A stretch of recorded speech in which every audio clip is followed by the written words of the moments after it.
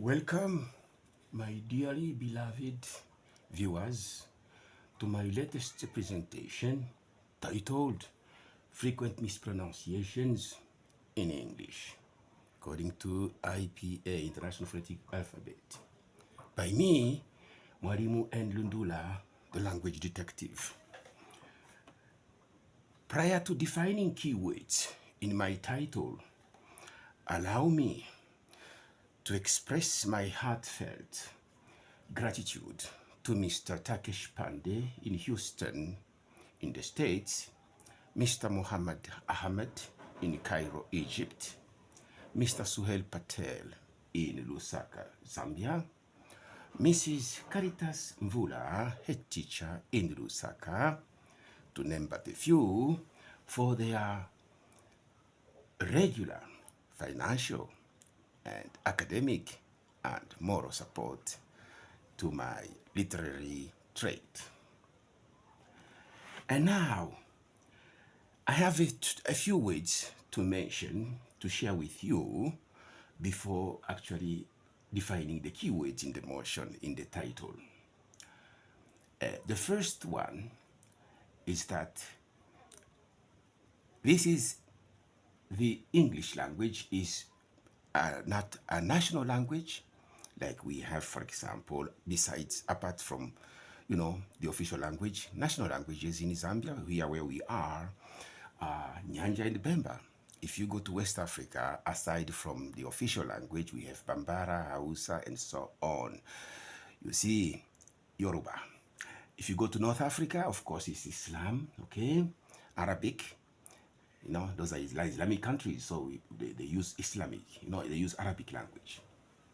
If you go to South Africa, we have Zulu and so on. These are national, some of them regional. If you go to East Africa, Swahili. But this language is not a national language, lingua franca. It's not a national lingua franca. It's not even a regional lingua franca. It is an international lingua franca. It is not even that international lingua. It's actually an intercontinental. You see, allow me. It's really a global lingua franca. And what do we mean by lingua franca? This is the language used by people from different cultural and linguistic backgrounds to communicate among themselves. You see, we have brought up this topic because, you see, the number of mispronunciation is rife. Go to a court session, listen to the deliberations there, attend a classroom, you see, attend a parliamentary debate, watch a parliamentary debate, even on TV, on YouTube, wherever, and you find that mispronunciation, even in churches, the sermons that are delivered there in English are rife with mispronunciations. This is, to say the least, a linguistic paradox, because where English is the official language, it is taught every day children set foot in school. And so, let's say, a grade 12 graduate would have studied this language on a daily basis for 12 years. How come we have so many mispronunciations? And when you go to the tertiary, and when they go to the tertiary education, we also have now an extra 4, 5, 6, depending on the courses they are doing there, of studying the same language. So something must be amiss with our educational system around the globe. Something must have gone awry everywhere. And this is why we want to draw your attention, you see, dear viewers, so that we can really reduce, these mispronunciation to make communication not only euphonic, but also artistic, you see, rather than cacophonic, simply that. So, let's now come back to the definition of keywords. We have already defined it. We have said that by frequent, there are three keywords in this title. Frequent means repeatedly, repeated every now and then. Every other third or fourth word pronounced is mispronounced, like that. And so, and yet, as you can see, we have so many facilities. Now, no single century has been so flooded with communication devices as ours. And yet we don't make good use of them because we continue mispronouncing them, even when we have obtained our PhDs and so on. Something must be done to increase the teaching hours of phonetics in all schools, not least in teachers training colleges. So by frequent, I've said it, everywhere you go, you are likely to encounter them. What do you mean by mispronunciation? We mean three things. When you produce wrong sound, which is not traceable in a dictionary, it's a mispronunciation. When you misplace the stress, on a wrong syllable, it's also a mispronunciation problem. When you jump from RP to GA, RP received pronunciation in the UK, and the general American, which is the standard English. You see, when we go to school, all of us, we don't go there to study informal English or pidgin. We go there to study standard English. You understand? That's why we pay a lot of money to study. And every school has got English in it. There is no university without an English department anywhere on the globe. You see? And so we have already mentioned to say it's really an intercontinental, lingua franca, spoken by all the people around the globe. We are talking in terms of geographic dispersion, not in terms of population of people speaking this language, because in that case we'll go to Mandarin, which is only spoken in a restricted geographic area. So now, that is what we mean by mispronunciation. Three things: wrong pronunciation, misplacement of syllabic stress in a longer word, and of course, we have also inconsistency. If you are a British trend, it should be always scheduled, not scheduled in your speech. Missile, not missile, no. And vice versa, if you go to the other shore or coast of the Atlantic, GA, General American English, Standard English in America, it should always be scheduled, not scheduled, all right? And so missile, not missile, and vice versa. So we are going to concentrate on these two variants, which are the most widely used in all schools. All textbooks are printed in either of these two variants, of English. So we can't run away from it. We acquire knowledge through this language. It's a lingua franca. It hasn't always been like that. 1,000 years back, it was Latin, but Latin was replaced after that millennium by French. French today we have English. Who knows tomorrow? If India becomes a superpower, we might toe the line, as they say in the UK, toe the mark, as they say in the US, to study Hindi, classic Hindi. Same with China, who will toe the line. Should that happen, superpowers have one way or another of imposing their culture, that includes language, on the other people, the vanquished, if I may say so. You see, cultural, music, sports, technological, whatever they manufacture is repeated in English. It's the language at the UN.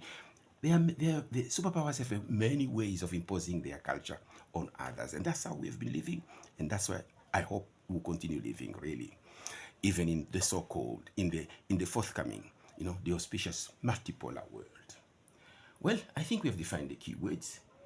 Now, here is the bibliography we have consulted to compile this information, this presentation. I have two things to say here on the bibliography. You can read it for yourselves. First of all, the pronunciation of this word is never Cambridge. No, it's Cambridge. That's something we should bear in mind. You see, we should have time to consult, our online dictionary in our smartphone before presenting, a lesson or a public speech, delivering his public speech. We shouldn't just take it for granted, no. All right? So that's Cambridge. And I have another one I want to say, another detail is about the Webster Dictionary. I call it, of these six, I call it the most permissive because this dictionary, really condones almost every kind of acceptable, appropriate, standard English. Whereas the rest would say, for example, isolate. This one would say isolate, but also include isolate. The rest would say vegetable. Three phonetic syllable, vegetable. This one would say that, but also four phonetic syllable, vegetable. It's a superpower. We can only comply. That's what I wanted to say. We move on. These are the acronyms used. You can read them for yourselves, all right? AKA or AKA, okay? Receive pronunciation. These are the two variants of English we are dealing with in schools, in all schools for that matter. Symbols. To express the primary stressed syllable, there is that raised short oblique above the line. Below the line, secondary stress. Capitalize the syllable, it would indicate in a word, in a longer word, it would indicate a stressed syllable.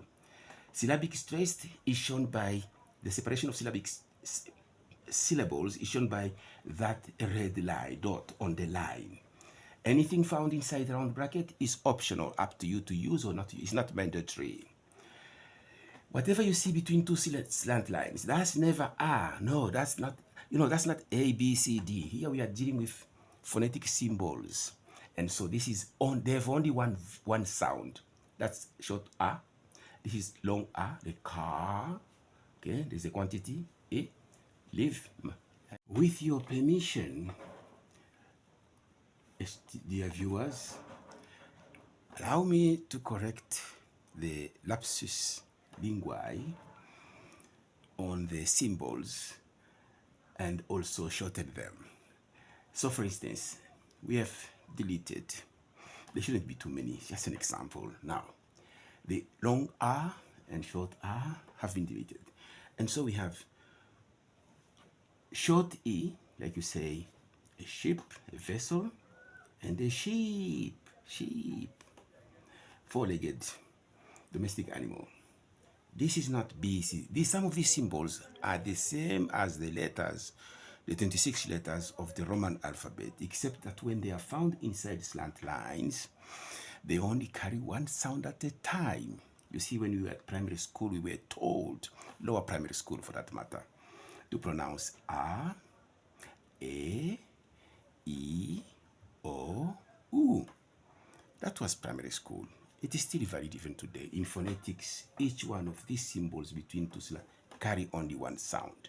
So don't confuse them. That was the lapsus linguae and the lapsus calumni I wanted to draw your attention on. Any letter written in lighter blue color is supposed to be silent. You write it for the correct spelling, but you don't pronounce it. Having said that, let's now go straight into the gist.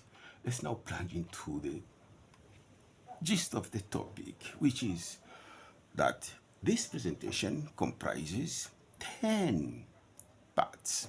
We start with proper nouns very quickly.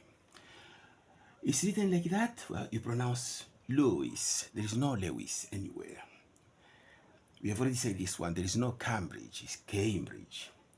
This is not Greenwich. It's not green. It's Greenwich in the UK and Greenwich. Okay, these two are affricate, voiced and voiceless. So CH in the UK, in this one, has got so many sounds. It's a character, a choir, okay, charade, and so on and so forth. Okay, but then here it is only J for the RP and J for the GA. We proceed. This noun, proper noun, is Stephen. That country is not hungry. Hungry is the need for food. You see, it's an adjective. This is a proper noun. So 3 syllabic sounds there in the spelling and here in the sound. I'm sorry. Hungary. 3 syllabic sounds on either side. We proceed. That's not that's Abraham. Brunei, not Brunei. No, Brunei. Switzerland. You can consult our previous, educational clips on the use, the presence, okay, of R in RP and its absence. There is a video talking about that when we do a comparative study between the two. please, it's over to you. Most Slavic nouns, if not all, ending in the letter V would sound fair, like the capital city of Ukraine is Kiev in the dictionary. I've consulted Kalashnikov, Gorbachev. This noun is Penelope. Penelope. That's the sound which is found in the dictionary. 2 common nouns. Now here, you see, if you are teaching chemistry, a teacher of chemistry, there is no cation. That's cation, cation. Okay, triphthongs, anion. Oh, that's supposed to be I. Another lapsus calami. Okay, we can shorten it. It's okay. You can shorten it, so it doesn't matter. It's a short I, short I sound. Anion. All right. So if you're teaching biology, there is no intestine anywhere in the dictionary. There's all of them. Intestine, tin. There's no feminine, there's no masculine, and feminine. Insatiable. When you attend or you follow a parliamentary debate, you will hear someone say, "What's your question?" No, that's not correct. There is no question anywhere in the dictionary. What we have is question, another affricate sound. Che, question. There's no question. Comparison, there's no comparison. All right? Consume, assume. There's no consume. You make your own sound and you're misleading the learners. You know, you're not doing them a good service. You're doing them a disservice. They paid money to attend your classes. So it should be consume, not consume. Right? There's no parent. Bring your parent because you've been mischievous. No. Parent. It seems the Americans are allergic to diphthongs. You can say dip or diphthongs. Both sounds are acceptable because they are traceable in the dictionary. Americans will go for monophthongs. Parent. Simply. There's no parent. You bury, you don't bury, and so on. So a burial, all right? And so when you go to the beauty shop, it says salon, all right? A French sound, salon, okay? And then salon, okay? 2 sounds there. Americans will move the stress to the second syllable, salon, and so on. Because when you say saloon, that's a car, a sedan, 4-door car for, you know, lovers and sports people and so on. This spelling is mores, not mores. And so, as you can see, mores. Alone is clean. When you add the 2 suffixes, cleanliness. That is always smooth, not smooth, smooth. It's not linked, it's linked. It's not, you know, this is solely, solely. It's the same thing when you say peace. You say peaceful, not peaceful, no, peaceful. We have to make an effort really to teach the children the correct information. That spelling is kernel, all right, in the RP, but in America that L becomes R, kernel. That's how they pronounce it. Superpower, we have no choice. Remember, during the time of the Cold War, the Russian language was the language number 1 to be studied throughout Eastern Europe during the former Soviet Union, you know, superpower era. So it should be like that everywhere. So superpower says, Colonel, we toe the line. America, we toe the mark. And so the suffix, these 2 suffixes will be pronounced as cli, economically, historically, practically, principally, another 2 here. Of course, our Webster will still have room for principally, but of course, they are saying pearly, not Kali, Pali, no, no, it's not it's a schwa, pearly. Number 3, verb versus noun. To increase and increase. Unstressed, stressed. Unstressed, stressed, unstressed. Like that. Okay? Decrease, decrease. Cis is monosyllabic. All monosyllabic words are considered to be stressed, so we write them capital. We don't put it, you know, we don't tear. No, tears come from, so, those salty droplets from the eyes are tears as a noun, okay? But as an action, to put to pieces is to tear. A close, you can, you know, a meeting has come to a close, okay? Or you can close it all. As a verb, as a noun, yes. As an adjective, as an adverb, no, come close. And then a close friend, just like that. The use, to use, the use. Verb, noun. Abuse, abuse, as a noun. Excuse, excuse. present an excuse to me. Okay? Excuse yourself, like that. Number 4, noun versus verbs. You can see how they change by the addition of E. Bath, bathe. Breath, breathe. Cloth, clothe. House, house, you accommodate me, and so on and so forth, okay? Throughout. Tooth, teeth. Number 5. We are talking about numbers in a language class, and by that we mean singular and plural. When we deal with gender, we mean masculine and singular and neutral gender. But here is singular. When it is singular, is will sound is, and it's plural, it becomes es, which will sound is. Oasis, oasis. Crisis, crisis is many. Throughout, like that. Analysis is one, analysis is many. Diagnostic, prognosis, prognosis, plural, all right? Basis, bases. And on this one, let me say something. There is no basic school anywhere. No, there is basic school. And so it should be basically, not basically. You know, that's not good for the learners. After they've paid so much money, they've given their time to, to you, and give them the correct, don't give them a disservice, give them the correct information, really. Consult your online dictionary. And so we can go on. Diagnosis is one, diagnosis is many, plural, all right? Like that. And so on and so forth. Okay, so that should be for one, and that should be, oh yeah, sorry, we have this one, correct? We have the diagnosis for one and diagnosis for many, okay? So for plural, GA, it should be Z. Another lapsus. Calumny, also here, the plural should be is, not is, okay? And then we come to this one. Look at this. All, by extension, all the words of Greek origin ending in es will produce the sound is. Socrates, Ulysses, in America, they will say Ulysses, in the UK, Ulysses, Sophocles, and so on and so forth. Hades, Euphrates, Hercules, Damocles, and so on and so forth. All these es will sound is. I have one house, you have 10 houses, not houses, houses.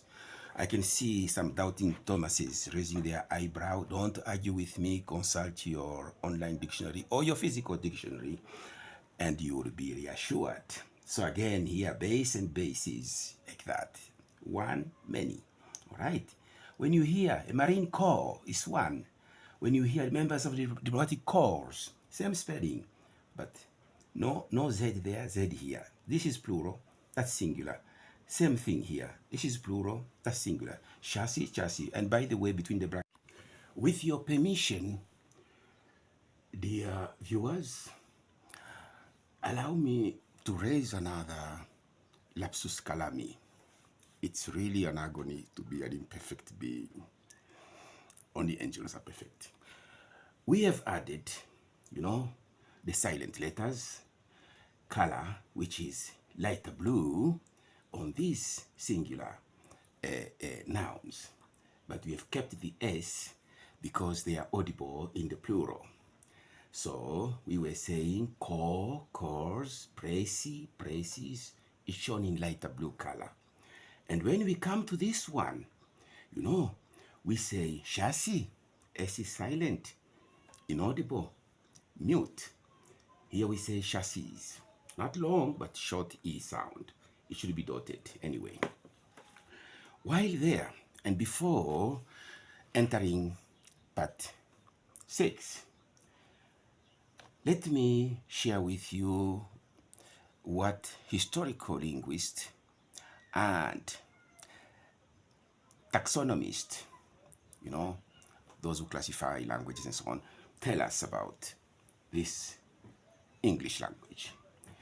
Taxonomists tell us that, yes, English is really, number one, intercontinental lingua franca. Below English, there is French.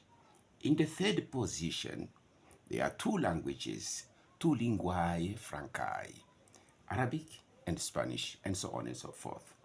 So it's not an isolation. That's the situation we are living today. We don't know about tomorrow. You see, it depends on the evolution, historical evolution, and other factors when they come into play, cultural and so on, technological. We will have to toe the line, toe the mark, as they say in the States. And so there is another fact also, which this time is told to us by lexicographer. Lexicographers are people, and etymologists.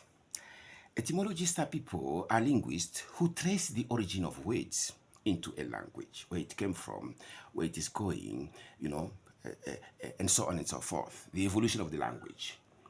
And so etymologists tell us that 50% of the current English words come from Latin because of their, historical background, 20% from French, 13% from Greek, and of course, all the other languages. In other words, they tell us that the actual Old English words that have survived to this date are, in terms of percentage, 0.8%.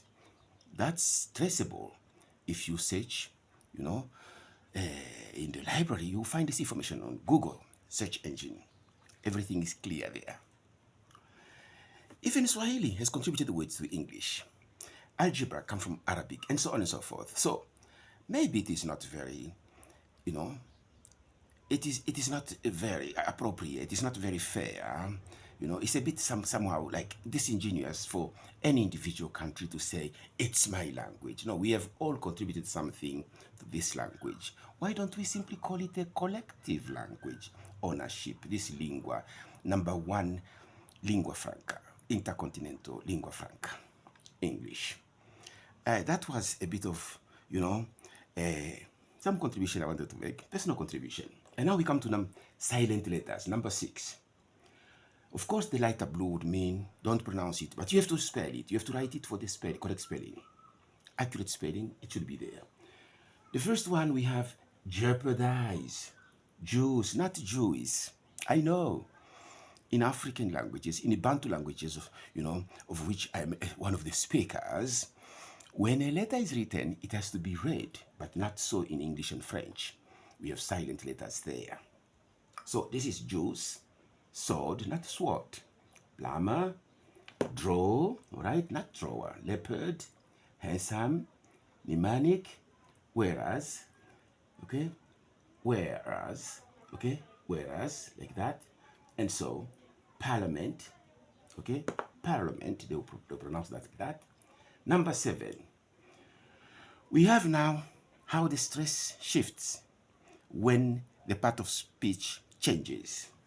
And so we have on the one hand, nouns and adjectives, and on the other hand, verbs. Look at this. We will represent that in phonetics by daddy.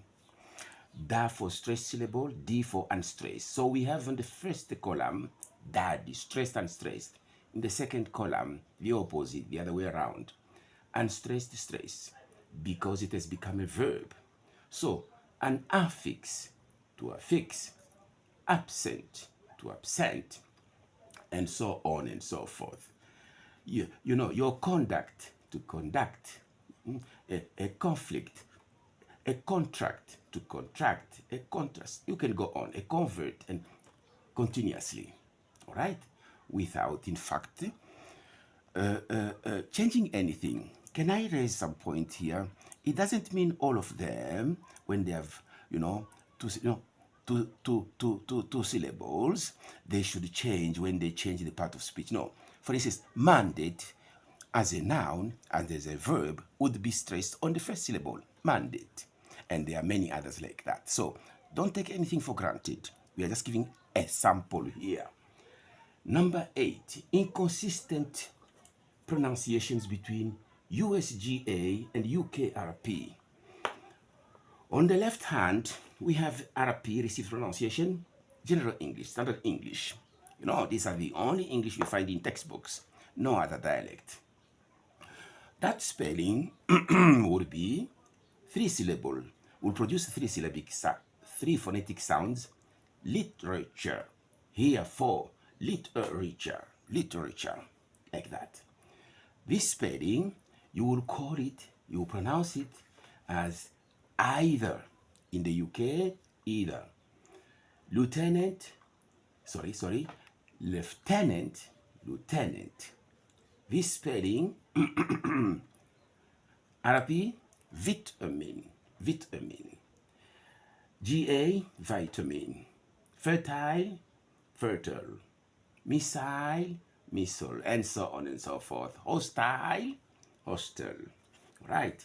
Secretary, dictionary, secondary, secretary, dictionary, okay, secondary. Even laboratory, laboratory, laboratory, here, laboratory, laboratory, there, okay. This action is to erase, Z, Z sound, erase, Z, and here, erase, GA. Junter, hunter, version, vision. The same, by the same token, we have here Asia, Asia, like that, okay? And so, sandwich, sandwich, simply that. We have already talked about how GA is somewhat allergic to diphthongs, or diphthongs. The two sounds are acceptable, traceable in a dictionary. To them is monophone. So here would become simply here, and the R is compulsory, not optional. Okay, Missile we have already said. Advertisement, that's how it will be pronounced in RP. Advertisement. So when you say advertisement, that's American pronunciation, standard American pronunciation, not British, not RP.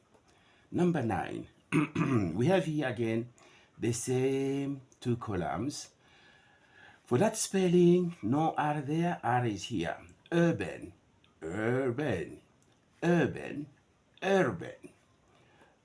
Urbane, no R, R, urbane. No problem. Human remains the same.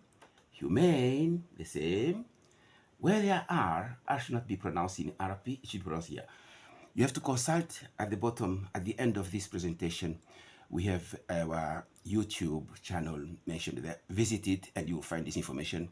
One of them, there are about 22. We have produced 22 educational videos. One of them has got this contrastive study between RP and GA concerning the use or the non-use of the R in longer words, or even in shorter words. Thank you. So there is R. It shouldn't be the artist, artist. Same thing here. German, German. And then here the stress shifts as an adjective. Germain, Germain. Germain, Germain. No problem there. Same thing. And then August. Okay, no problem. And finally, we have these French words. Like we have just said that 20% of the English words, emanate from French because of the, William the Conqueror, a French-speaking conqueror who ruled those islands we call today the UK for about 300 years, 3 centuries. So they left behind also their words there. When the animal is alive, it's a cow. When it is slaughtered for what? It becomes beef, from French bœuf. Okay. When the animal is alive, it's a sheep. When it is slaughtered, it's mutton, from French mouton, and so on and so forth. So when a word ending in A, with that acute accent, or ET, of French origin, pronounce that A and AT as A. So we have beret in the UK, stress on the first syllable, beret, America. Chalet, déjà vu, no problem for both. But we are just pointing out that this should be pronounced as A.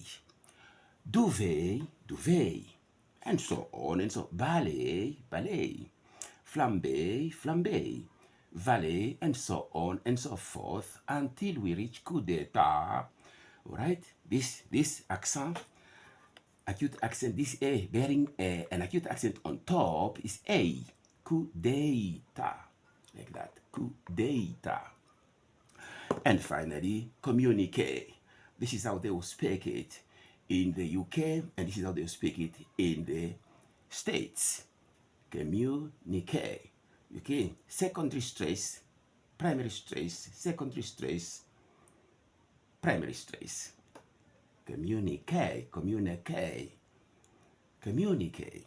All right. So this is the little that I thought we should share, so that we keep on improving our oral performances as well as spelling. Performances in terms of spelling accuracy. There are no two ways about it, really. We just have to comply for the time being with this English language. Remember, 1,000 years ago, we have already said it in the introduction, it was Latin. Up to now, Latin words are being used. When you write NB, nota bene, it's Latin. De jure, it's Latin. De facto, ipso facto, modus vivendi. So many words. Go to, lawyers. Virtually all the words they use are Latin. So, in other words, we are saying, an intercontinental lingua franca will never disappear. Even if we plunge, even with the advent of a multipolar world, English will still be there for a longer time to come. You may pass political decisions to say we don't want this language anymore. It won't work, because no, we are not living in cocoons. We are living with others, and therefore we just have to communicate in a pleasant manner and fluently. And therefore we are in with all these, including French. Look at Africa. How many countries are using French to communicate with one another? Almost half, if not more, slightly more than those using English and Portuguese. How can we communicate with others using our national, simply? It won't take us far. So we just have to pull up our socks and improve our performances. Whether we are in a unipolar or multipolar world, these languages will be with us for a long time, regardless of those political decisions. Those are politicians, reality is different on the ground. All right. Now, I want to appeal to also make a plea to all ministries of education to increase the teaching hours of phonetics in all schools, not least in teachers training colleges, so that we start churning out fully fledged graduates who are familiar with phonetics, rather than, half-baked graduates who are, communicating wrong information to the learners. It's a disservice. It's not fair. You get a salary to become a teacher, so please do your part. And again, if you are a teacher like me, before entering a classroom, why don't you consult your online dictionary to ensure that all the sounds you're going to use tomorrow are actually the ones recommended, traceable in the dictionary? Even if you're a politician, you should also check. You have advisors. What are these advisors? They are getting a salary also. How can you go and say vow instead of vow in a public place? It's an embarrassment, and many other situations. So please, I just appeal to all ministries of education around the globe, because these mispronunciations are everywhere. Almost everywhere. Even on the BBC, they mixed, they are inconsistent. You can hear them talk about, missile instead of missile. You can hear them talk about schedule instead of, and vice versa in the States. So that's my little appeal. And please click the like button if you liked this little information I have to share with you, and to subscribe to our channel, Lundula Publishing House. Why don't you also buy, if you want fuller information, buy our books. You can find them on our Facebook. They are available there. And then you can buy every textbook of ours has got a very strong flair of phonetics in it. That's the little I wanted to share with you. Thank you for your time. Thank you for your patience. And since no one is perfect, we await to be corrected with pleasure. Thank you very much once again.